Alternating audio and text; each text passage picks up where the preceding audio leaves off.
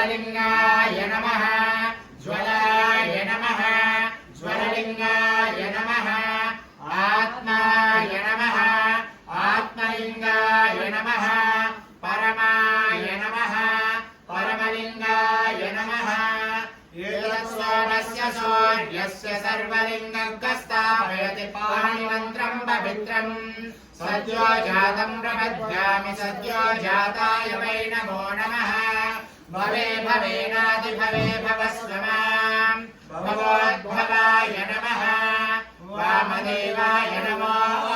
ज्येष्ठाय नमः श्रेष्ठाय नमो रुद्राय नमः कालाय नमः कलविकरणाय नमो बलविकरणाय नमो बलाय नमो बलप्रमदनाय नमः सर्वभूतदमनाय नमो मनोन्मनाय नमः